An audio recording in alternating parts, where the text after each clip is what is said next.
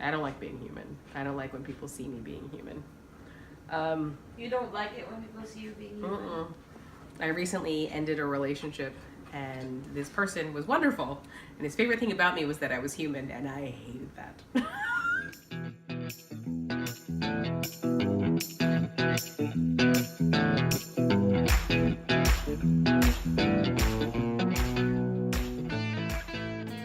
There's too many feelings involved with being human.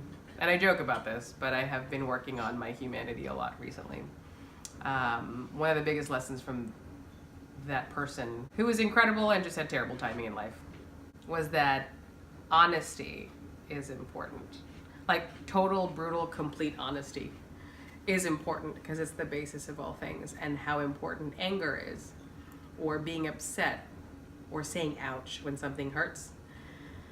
That is really important when you are attempting to get to know someone and attempting to be known.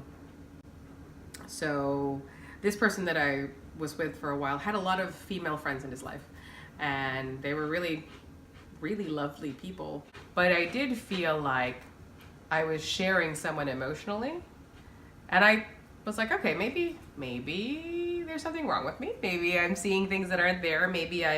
I really have to check myself all the time, you know. I need to make sure that I'm not just flying off a handle, and I gotta center myself and make sure that I'm actually, am I standing on steady ground before I state this case, right? And so I ignored it for a long time, or I watered it down, or I attempted to be okay with it, which actually wasn't honest, because I actually wasn't okay with it. And then I had to make a choice, because if I was gonna keep this person around for the rest of my life, or, you know, that's the hope of being in a relationship, right? That you keep someone around forever. Are they gonna be able to deal with my authentic self? And my authentic self says ow, and has pain and anger and madness and whatever it is. Those things are important. They're a compass to either have us be together or apart. So really I had to choose. And I had to deal with my pride, because, you know, I thought, okay, he's gonna think I'm just jealous or crazy or whatever it is. And whether he thought those things or not, these were things that needed to be dealt with, because they were in my space. If they were in my space, they were definitely in our space. And the things that I didn't discuss, I realized actually made sure that we couldn't move any closer together, and we couldn't move forward. You know, the things we don't say in a relationship still taxes a relationship. We always think it's just the stuff that we fly off the handle about. But all the quiet ways that we hold something in, resent something, or count,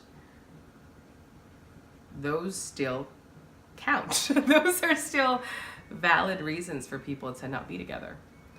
And so in this situation, I didn't want to control what he was doing. So I wasn't sure how to address my discomfort about these other people in his life who were wonderful. But I just felt like they emotionally asked more from him than I thought was appropriate.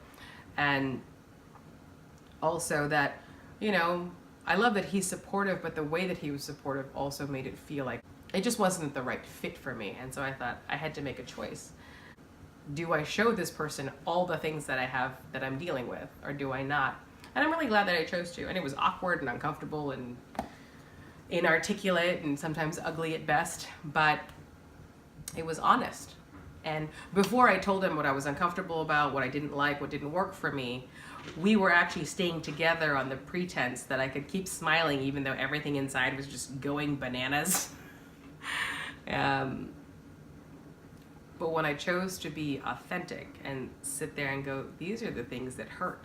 These are the things that make me mad. These are the things that make me sad, which is way harder than being mad. Then we had real data to deal with. Then we actually could sit there and say, are we compatible? Are we compatible right now? Is this workable for us?